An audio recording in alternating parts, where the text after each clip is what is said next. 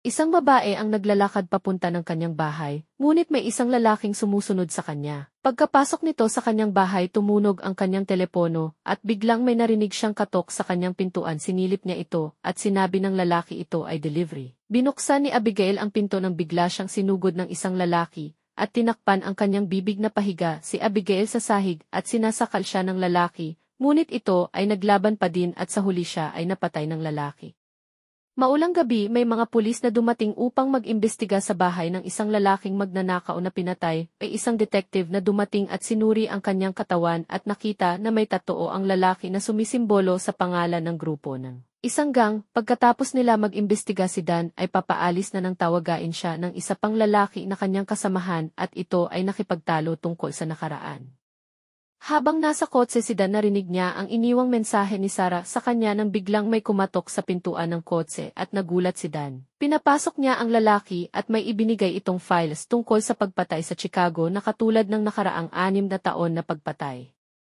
Isang mag-asawa ang nasa bahay at si Glenn ay nasa kanyang laptop at may binabasang article tungkol sa isang killer habang ang kanyang asawang babae ay inabutan siya ng kape. Nagpaalam na si Glenn na umalis. Ipinakilala ni Lesler si Glenn kay Dan Lawson na isang detective at pinag-usapan nila ang tungkol sa pagpatay sa mga babae sa Chicago at may nakita silang mga symbols sa katawan ng bawat babaeng namatay. Sila ay umalis ni Dan kasama niya si Glenn at sinabi niya na meron siyang anak, ngunit ito ay namatay na 3 years ago. Pumunta sila sa crime scene kung saan pinatay ang isang babae na si Abigail ay sila ay nag-imbestiga. May nakita silang susi. Ikinumpara naman ni Dan ang kanyang pinag-aaralang kaso sa pagpatay at ito ay magkaiba sa iniimbestigahan nila ngayon. Biglang may tumawag kay Glenn at lumabas muna ito ng pinto, habang may kausap sa cellphone si Glenn. May dumating na lalaki at pumasok sa katapat bahay kung saan nangyari ang pagpatay at naghinala si Glenn at pinuntahan niya ito. May nakita siya sa basurahan na sapatos at kumatok siya sa bahay ng lalaki at nagpakilalang police detective at nagtanong siya tungkol sa sapatos, ngunit di pumayag ang lalaki na mag-imbestiga si Glenn sa loob. Si Glenn ay nasa labas lamang ng bahay. May nakita siyang isang matandang babae na nakatingin sa kanya na pumasok sa bahay. Pumunta naman doon si Glenn at kumatok. Pinagbuksan naman siya ng matandang babae at nagpakilalang detective siya ay pinapasok. Habang nag-uusap sila, nakita ni Glenn na ang lalaki na kapitbahay ay daling kinuha ang sapatos sa basurahan. Nagmamadali itong umalis. Nagkwento naman ang matandang babae tungkol kay Abigail at ang lalaking nakita nila. Ang asawa naman ni Glenn ay naghihintay sa kanilang bahay upang ay celebrate ang kaarawan ng kanilang anak na namayapa. Bumalik ng office sina Dan at Glenn upang mag-report sa kanilang mga nalaman. Nagtanong naman si Officer Kessler kung konektado ba ito sa kasong hinahawakan ni Dan. Kinagabihan, habang nasa kotse si Glenn, siya ay malungkot at tinititigan niya ang family picture, habang si Dan naman ay nasa kanyang bahay nag-iinom habang nagbabasa. May isang lalaking kumatok sa bahay ng babae at siya ay pinatay. Si Dan naman ay nagsasayaw na inaalala ang kanyang asawa. Pagkamulat ng kanyang anata, siya ay naiyak at tinitigan ang mga picture. Magkasamang nag-uusap sina Dan at Glenn sa kotse tungkol sa kanilang hawak na kaso sa pagpatay ng mga babae. Gusto nilang makipagkita sa London kay Walker Bravo upang makuha ang kanyang opinyon tungkol sa crime na kanilang iniimbestigahan. Nagtanong si Dan tungkol sa kanila ng asawa niya at si Glenn. Sinabi naman ni Glenn na simula na wala si Callum na kanilang anak, ay napahiwalay na ang kanilang relasyon sa isa't isa ng kanyang asawa at ginagawa na lang ni Glenn na mag-focus at lunurin ang kanyang sarili sa trabaho upang makatakas sa lungkot. Pinuntahan ulit nila ang bahay ng lalaki na kanilang pinaghihinalaan at si Glenn ay umakyat sa bakod ng bahay at tumakbo upang habulin ang lalaki habang si Dan naman ay pinaandar ang kotse ng mabilis. Hinabol ni Jan ang lalaki hanggang sa nahuli niya ito. Pinadapan niya ang lalaki at nagtanong kung siya ba ang pumatay kay Abigail. Sinabi naman ng lalaki na siya ay nasa work nung araw na yon. Bumaba naman ng sasakyan si Dan. Sinabi naman ng lalaki kay Glenn na meron siyang proof sa CCTV na totoo ang kanyang mga sinasabi at nagtanong si Glenn kung bakit siya tumakbo. Sinabi naman ng lalaki na dahil may utang itong pera sa mga masasamang tao. Si Dan naman ay nakaupo sa harap ng kotse. Nagtanong si Dan kung bakit siya nakipagtalo kay Abigail at sinabi naman ng lalaki na dahil ito sa kanyang aso na maingay at kailangan niya magpahinga. Pinaalis na siya ni Glenn. Umuwi ng bahay si Glenn at dumiretso siya sa kwarto ng kanyang anak. May dala siyang teddy bear. Siya ay natulog na at tumabi sa kanyang asawa at natulog. Kinabukasan sinabi ng asawa ni Glenn na gusto niyang imbitahan ang American na kaibigan ni Glenn sa isang dinner. Tumawag si Kessler kay Glenn, pumunta si Glenn sa isang bahay ng panibagong pinatay. Dumating din si Dan at tinignan ang katawan ng babae. Sila ay nagsimula ng mag-imbestiga. Ginamit nila ang UV light, tinapat ito sa dingding at may nakita si Glenn na symbol at sinabi naman ni Dan na isa itong Egyptian symbol. Bumalik sila sa bahay ni Abigail at naghanap din ng simbol na katulad sa nakita nila sa isa pang babae, ngunit kumuha ng isang libro si Dan at nagbasa tungkol sa religious Jews and symbols. Isang babae ang umiiyak at ito ang ina ng babaeng pinatay. Ini-interview siya ni Glenn tungkol sa kanyang anak. Nakipagkita naman si Dan kay Walker na kanyang kaibigan, nag-usap tungkol sa kanilang buhay, pumayag si Walker na makipagtulungan sa kanya. Pumunta si Dan sa isang bahay kubo at kumatok sa bintana. Nagising naman ang isang lalaki at siya ay lumabas upang tignan ito at nagpakilala si Glenn na isang detective. Nagtanong siya sa lalaki tungkol sa crime na nangyari at ang lalaki ay hindi sinagot ang mga tanong niya. Ataka sa lungkot. Nasa opisina na sina Glenn at Dan nang malaman nilang nagbilout si Gregor at may nakakita sa kanya. May kausap na matandang babae si Glenn tungkol sa kaso ng isang babae at pinaturo niya kung sino ang lalaking ito at itinuro ng babae ang larawan ni Gregor. Sinimulan na ng mga pulis na sundan si Gregor. Pumasok sa isang bahay si Gregor at kumilos na ang mga pulis na hulihin ito, ngunit siya ay nakatakas at nakatakbo. Bumaba si Glenn ng kotse at sinundan si Gregor. Tumakbo siya ng mabilis. Ang mga pulis naman ay nagpalipad ng drone upang malaman nila kung nasaan si Gregor. Biglang huminto si Glenn, buti na lang na ginagabayan siya ng mga pulis upang makita ang direksyon ni Gregor. Tumakbo ng tumakbo si Glenn hanggang sa nabunggo niya si Gregor at ito ay pinatumba niya, ngunit ito ay nakatakas. Naglabas ng baril si Glenn, tatakbo na sana ito, ngunit nagpaputok si Glenn ng baril. Huminto naman si Gregor, nahuli nila ito at dinala sa kulungan. Umuwi si Glenn, hinanap niya si Marie na kanyang asawa, tinawag niya ang pangalan habang hinahanap niya sa buong bahay nito. Ngunit walang sumasagot. Tinawagan niya ito sa cellphone, ngunit voicemail lang ang sumagot.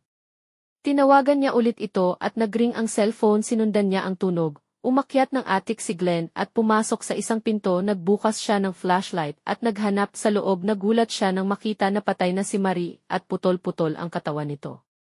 Dumating ang mga pulis at si Glenn ay nakaupo sa pintuan na nalulungkot. Umalis si Glenn at pumunta sa isang apartment. Siya ay umupo sa baba ng kama habang tinitignan ang mga larawan ng kanyang anak at asawa. Kinabukasan nakipagkita si Glenn kay Walker at ito ay nakikidalamhati sa pagkawala ng asawa ni Glenn. Sinabi din ni Walker na huwag siya sumuko dahil alam niyang kaya ni Glenn na malutas ang kasong ito. Sinabi ni Walker na tutulungan niya si Glenn. Biglang tumawag si Dan at nagsalita si Kessler tungkol sa posibleng si Gregor ang pumatay kay Marie na asawa ni Glenn. Agad namang umalis si Glenn. Pumunta si Glenn sa isang panibagong crime sa kagubatan at maraming pulis ang nag-imbestiga dito. Siya ay nagmamadaling lumapit upang tignan ito. Pinipigilan siya ng mga pulis at ni Walker dahil nagalit itong makita ang bangkay na nasa ilog. Si Kessler naman ay patuloy na tinatanong si Gregor sa pagpatay ng mga babae. Nagpakita siya ng mga larawan at sinabi niya na hindi ito coincident dahil parehas lang ng style kung paano niya ito patayin. Sinabi ni Gregor na may nakilala siyang isang lalaki sa ibang bansa na pumapatay ng babae na katulad sa mga larawan na pinakita sa kanya. Pumasok si Glenn, siya ay galit kay Gregor. Pinigilan siya ni Dan at Kessler, siya ay pinalabas. Pumasok naman si Dan, tinanong niya si Gregor tungkol kay Grace at Abigail na kanyang nabiktima. Umalis na si Gregor at si Glenn ay galit na galit sa kanya. Pinigilan siya ni Dan. Gusto ni Glenn na patayin si Gregor. Kinabukasan si Glenn ay nag-drive ng kotse at nakipagkita kay Dan. Nag-usap sila tungkol kay Gregor na may kakaiba sa case nila na hindi lang basta ito isang killer. Pinipilit ni Glenn na gusto niya malutas ang kaso at mag-suffer si Gregor. Pinayuhan ni Dan si Glenn na kumalma at huwag magpadala sa pain na kanyang nararamdaman dahil baka kung ano ang magawa niya. Nagkwento din si Dan tungkol sa kanyang girlfriend na si Sarah Christine na namatay din katulad sa asawa ni Glenn. Nakipagkita si Glenn kay Walker at nakipag-usap tungkol sa mga nakuha nilang symbols, religion at key sa mga babaeng mabiktima. Pumunta sila sa The Tower kung nasaan nag-iinom si Gregor. Lumabas ito, hinanap ang kanyang kotse at siya ay umihi nang biglang may lalaking dumating at pinagsasaksak siya sa likod ng ilang beses. Sumuka ito ng dugo at namatay. Kinabukasan nagising si Glenn sa isang text. Pumunta ito sa kagubatan ng may dalang baril. binuksan niya ang isang lock at sumakto ito sa susi na nakuha nila sa bahay ni Abigail at sinabi niya ito kay Kessler sa cellphone. Pinuntahan naman ni Glenn ang bahay ni Gregor, may nakita siyang mga dugo at siya ay lumabas at binuksan ang isang cabin siya, ay pumasok dito ng dahan-dahan at may nakitang mga tuos na marami. Naglakad pa siya ng dahan-dahan at bigla siyang nagulat na makita ang katawan ni Gregor na nasa dingding na nakasabit. Agad namang dumating ang mga pulis. Nag-imbestiga naman sina Glenn at Dan, may nakita silang secret room na kung saan nakalagay ang mga target na babae ni Gregor. Nagtaka naman si Glenn kung bakit wala ang picture ni Marie, sinabi naman ni Dan na hindi si Gregor ang pumatay dito. Habang nagre-research si Dan, nakita niya sa Atem Company ang picture ni Gregor at ni Walker na magkasama. Tumawag naman si Walker kay Dan at nagtanong si Dan tungkol sa Atem Company at sinabi ni Dan na hindi niya alam ang tungkol dito. Sinabi naman ni Walker na pupuntahan niya si Dan. Agad namang tinext ni Dan si Glenn tungkol sa nakita niyang larawan at nabuo niya ang word na Milanos London kung saan si Walker ang foreigner killer at agad namang tinawagan ni Glenn si Kessler upang sabihin ito na nasa panganib ang buhay ni Dan. Nakarating na si Walker sa bahay ni Dan at nakita niya ang larawang nasa laptop nito at sinabi ni Dan na kilala niya pala si Gregor. Agad namang itinanggi ito ni Walker. Biglang tumunog ang cellphone ni Dan at sinagot niya ito. Sinabi ni Glenn sa kanya na si Walker ang foreigner killer at pinaulit-ulit niya ito. Binaba ni Dan ang cellphone at dahan-dahang kinuha ang baril sa unan. Tinutukan niya ng baril si Walker. Sabi ni Walker na makapartner tayo ng 8 taon. Ngunit kinuha niya ang kanyang girlfriend. Sinabi ni Dan na sinabi ng kanyang girlfriend ang lahat ng tungkol sa relasyon nila ni Walker. Inisa-isa ni Dan sa kanya ang lahat ng ginawa ni Walker, pero si Dan pala ang mastermind ng lahat ng pagpatay sa mga babae. Hindi makapaniwala si Walker na nahulog siya sa bitag ni Dan. Tinutok ni Dan ang baril kay Walker. Inagaw ito ni Walker at siya ay nabaril. Sinabi ni Dan na si Gregor ay ginaya lamang ang kanyang mga ginagawa na pumatay ng mga babae. Dumating si Glenn na may hawak na baril. Tinutukan ni Glenn si Walker ng baril at inutusan ni Dan na patayin ang tuluyan si Walker, katulad sa pagpatay nito sa kanyang asawa na si Marie. Dahan-dahang umalis si Dan at tuluyang namatay si Walker. Tumawag ng tulog si Glenn sa mga pulis. Dumating agad ang mga pulis at nakita ni Glenn ang mga alahas sa lamesa na pagtanto niya na ito ang mga alahas ng mga babaeng pinatay. Nahanap din ni Glenn ang passport at ibang evidence kay Dan. Nakataka si Dan at hinabol ito ni Glenn gamit ang kotse. Habang nagmamaneho si Glenn, tinawagan niya si Kessler na si Dan Lawson ang original killer. Dumating naman ang ibang pulis para habulin si Dan. Nagpatuloy ang kanilang habulan hanggang sa kagubatan at pinagbabaril ni Dan ang kotse ni Glenn na nabunggo. Nagising si Glenn at kinuha ang kanyang baril. Siya ay lubhang nasugatan at nahihilo. Hinahanap niya si Lawson. Sumigaw si Glenn at sumagot naman si Dan at nagbarilan sila na nagtatago sa puno. Si Glenn ay patuloy na nahihilo. Nahuli siya ni Dan, tinutukan sa ulo ng baril at sinuko niya ang baril at cellphone kay Dan. Sinabi ni Dan na kailangan niya na umalis. Ito ay umalis na ng tuluyan. Hinarangan lahat ng pulis ang mga kotseng sasakay sa barko sa utos ni Glenn. Tumawag sa kanya si Laura at sinabi na hindi niya nahawak ang case ni Dan Lawson at siya ay galit dahil gusto niya mahuli si Dan. Itinapon niya ang telepono. Si Dan Lawson naman ay uminom ng isang bote habang tinatanaw ang magandang tanawin at siya ay umalis na ng tuluyan.